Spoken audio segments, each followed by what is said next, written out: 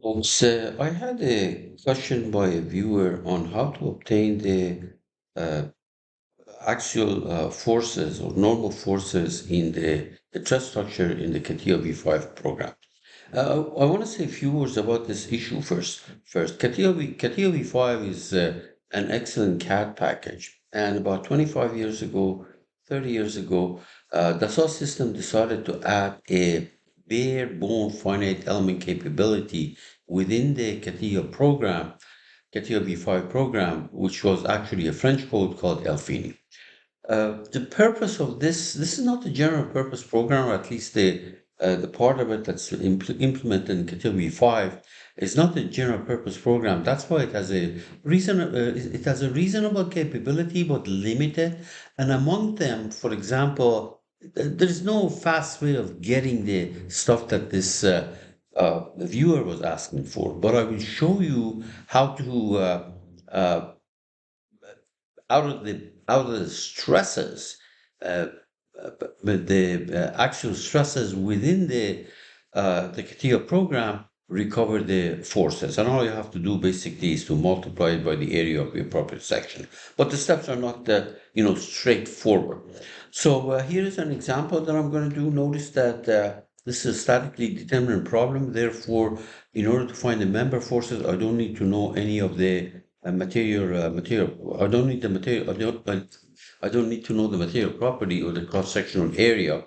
However, I'm going to assume that it is made out of steel because in order to do that with CATIA slash FEA, you need to know what the material property is.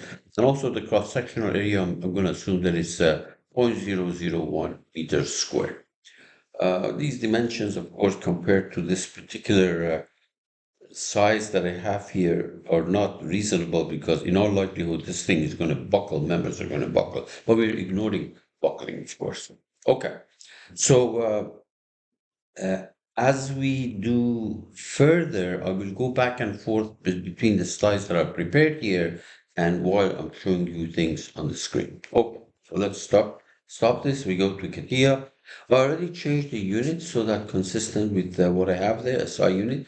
So I will create the points. There is, let me see that in my structure, I have 1, 2, 3, 4, 1, 2, 3, 4 points. Let's create them. Let me start with a point here, and this is the first one. Then 4 meters to the right, then 8 meters to the right, then 4 meters to the right, and 3 meters up. So these are the 4 points, and we're done here. Let's fit this thing there, and now we create our lines. So a line from here to here, another one from here to here. The order doesn't matter.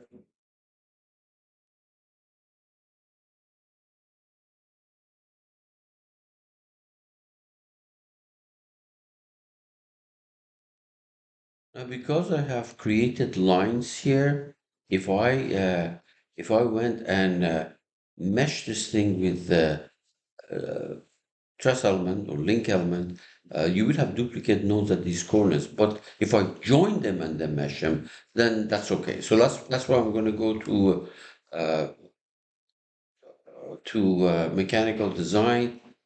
I can go to generative shape design, and there's a join icon here. See if we can find it. There's a join icon, and I'm going to select all these 5 pieces. And notice that when I try to say join it, it's going to come back and said there is no connectivity, and there is multiple connectivity at this point, and there is manifold issue. So, for example, look, you're going to get this. Okay, no problem. So what I'm going to do is I'm going to uncheck all of these, and okay, now it's joined, and we don't have a problem anymore. When we mesh this thing, there's not going to be duplicate nodes at these junctions. Let's apply material to this thing. We agreed that it was going to be steel. Really irrelevant for finding the member forces. Even if it's not statically determinate, the process is the same in getting the actual member forces. Okay, good. So we are done here. Now we're going to go to the uh, analysis and simulation, generative structure analysis. It's a static problem that we're doing. We have to, because we don't have a solid object, we have to do the meshing ourselves, and the elements are here. Okay, so we want a beam element right there, and I'm going to do two noded beam elements. So there's going to be a single element between any of these two between joints, and I'm going to make the size of this thing 5. This to guarantee there's a single element on each one of these. Okay, we say okay. I have to select it. Sorry, I have to select the structure. So there's the structure, 5 meter. We say okay. Now you can look at the mesh, right click mesh visualization. And if you put the cursor on it, you see that there's a single element between nodes 2 and 3, single element between nodes 3 and 4, etc. Okay. It's easier to explain it for a single element. There's no sense in dividing this thing into multiple elements. No sense in doing that. So let me deactivate this. Okay, good. Now we're going to apply first of all, we're going to change the type of the element from beam to link. So you put the cursor there, right click, change type, and you go from beam to bar, which means a truss structure basically only carries axial forces. And then we're going to define the cross-sectional area. So you go to right here, you go to a 1D property and you select this. Because it's a bar element or link element, the only thing that you have to do is specify the area cross-section. Sorry, this, uh, let me see for a second. Uh,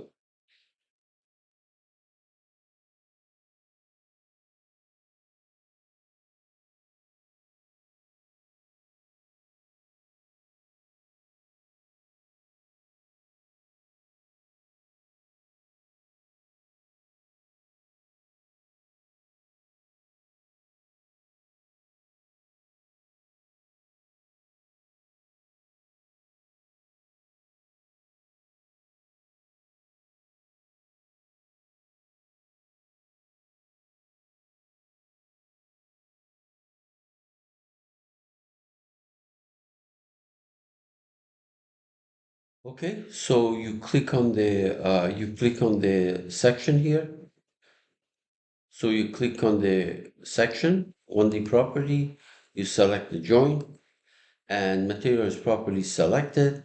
And if you use the pull down menu, you see that there is a bar there. You click on the bar and you click on this wrench, and then you put down the area that is 0.001 meters squared. Okay, and that's pretty much it. So this is the cross-sectional area. That's all we need. Now we're going to apply our restraint. So to make sure that I don't put the restraint and load inadvertently on these points, why don't I go and hide them? You can go to the part here and hide it if that's easier. From here all the way to there, I'm going to hide them. Yep. All right. So back to analysis. So all of these, this is a two-dimensional problem. All of these will remain in the YZ plane. So we're going to apply user-defined strain here, user-defined on all these elements, 5 elements. They do not move in the direction X. Rotation doesn't play a role here because it's a link element, or bar element. We say okay. Now, this point is pinned, so let's go ahead and select that vertex, not a point, is pinned, so we might as well do this. Stop it from going in Y and Z direction, already X is fixed And then that one is on a roller. So you click on it again, you select that point. So it can move, it cannot move in the direction Z. And of course, direction one is already fixed, but if you want, you can also put it there. Good. Now the load, so we apply the load. Let me get the load thing out. Here is the force. So at that point, in the direct, at that point, when I say point, I mean vertex. Remember, I hit all the point. In the direction Z is 20,000 Newton. Yep. And same thing on this point. Well, actually, I could have done it. I could have done it at the same time. So in the direction Z, there is 20,000, and in the direction Y, there is 15,000. Okay, good. And if you go, yeah, that's why you see 20,000 up, 15,000 horizontal. Now, if you don't like the way this plot, this graph looks like, in other words, you rather see this, then you do two loads. One 20,000 up, the other one is 15,000 to the right, okay? But I put them together in the single load. That's why it looks like that. I mean, look, let me change this so that you feel more comfortable. There we are, and do another one. Where is that? Another one on this, and in the direction Y, 15,000. And of course, this is going to be zero. And we say, okay. Now, these other things are restraint that I can hide if they're bothering you. So, hide the restraint. These are the forces. And these are the properties I can hide also. Now you can see that it looks just like the thing that I have in this slide. Okay, that's good. We have done everything, applied the restraint, applied the load, and then we're going to run it. Nothing magic is going to happen. This is going to deflect. And even if I plotted deflection, it's not going to be ugly because there's only, I think I have, let me see now. Obviously there is an issue with one of my restraints. Let's go here. Let's check the restraint. This one was for everything. Does not move in the direction X. That's good. This one was that point over here. Does not move in direction X and Y and Z. That's a pin. And this last one is, oh, sorry, this is a mistake. That should be direction Z. That's a mistake. It cannot go up and down. Okay, now it's going to be all right. So run it. Bad mistake. Okay, good. You can look at the deflection if you want, although I'm not interested because you're interested in primarily the member forces. So if you look at it, they give the deflection in meters. Nothing fancy here because there's only single elements and pretty much useless as far as graph is concerned. Okay, so let me deactivate this plot. All right. So now what we need to do is we go here, we go to the bottom of the tree sensor, create local sensor. So we go here, here's a sensor. We open this up so you can see right click, create local sensor. And when you do that, this thing comes and you select principal stress tensor. Principal stress tensor, there. And then you say, okay. So this appears in the bottom of the tree, just like I'm saying here, it appears in the bottom of the tree. And notice that there is an exclamation mark here. We'll take care of that in a minute. All right. So let's go back to Catia. Double click on this. Double click on this. This dialog box opens up. And what you see here is that fellow. So I select these 5 edges and use the pull down menu to select the center of the element. Okay. So let's go back to Catia. You select for the support these 5 edges. Okay. And using the pull down menu here, don't use node, use center of the element, and then you say, okay. So what happens is right now we are at this stage. We did this. It's the same one from the previous slide. Remember, center of the element, five edges. Now, if you want only stresses for example, two of the elements, then you just select two. But here I want all five elements. So, and then notice that there is an update requirement here. So put the cursor there and update. So we go back here. See that update? Right click, update, and this dialog box pops up, and that is uh, this thing pops up, and then you say okay, and you see that no more update icon is down there. You'll see that. Say okay. Right now there's an update at the bottom of the tree. Say okay, gone. So we are at this stage. We are at this stage. Now what you put the cursor on principal stresses, right click, export data. So you go here, put the cursor there, right click, export data, and it says, where do you want to export it to? I mean, there's a folder here, you can give it a file name, you can either use it as Excel or use a text file, etc. So what I'm going to do is, for example, I'm going to say, okay, I want Excel, okay? I think I have the other one too, either one, okay, I'll mark this off Excel, I'll use this one. And export data file to where? I'll put it on my desktop. I'll put it on my desktop, select folder, and I can give it name. I'll still call it my principal stresses at the center of the element. Okay? This is just a name. You say okay?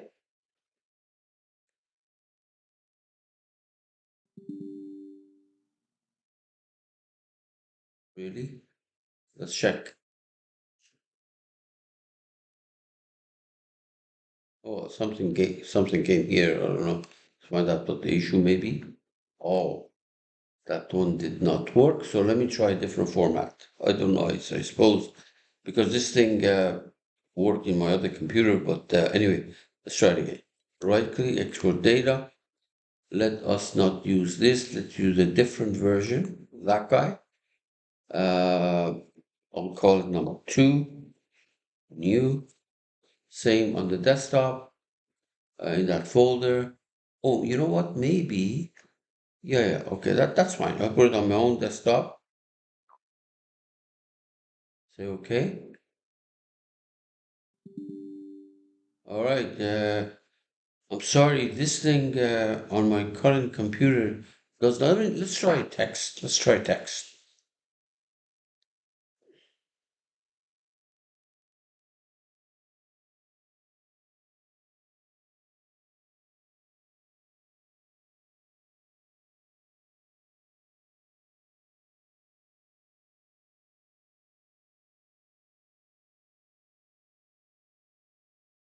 One more time. One more. Okay. Oh, great. Okay. So let's go here. Export data. Right there. Okay, got it. Now here, this is the column. This is the column of principal stresses. Now, this has to do with my own computer, an issue with my own computer. On my other computer, it worked fine. You create an Excel file. Now, that column, this is the principal stresses. And let me go back here. If this was in Excel, you will take that column. These numbers are precisely what you have here. So where was that? Of course, the order is different because the order that I picked them are different. And then you multiply it by, yeah, you multiply it by the area. You get these numbers. These are the member forces. And if you wonder what happened here, we asked for principal stresses within a bar element. That is the actual principal stress. There's nothing else there. And you multiply it by area, you're going to get axial force. So I made a mistake initially, so I restrained it incorrectly, so it bombed out. I had to go and fix the restraint, and then I came back here and tried to show you how it worked in Excel. Didn't work. Uh, then I tried with Notepad. Notepad worked. Of course, you can open this. You can open the Notepad if you want. If you're in the same situation, you can open this thing in Excel and then do whatever operation you want. There are uh, these things multiplied by the areas. The areas are all the same here, 0.001. You're going to get these axial forces. Good luck. Oh, by the way, before I stop this thing, I'm going to repeat the same problem in the version of Catia that's in 3D experience. But remember, the solver there is actually the Abacus program, and it's a lot more straightforward to do it there.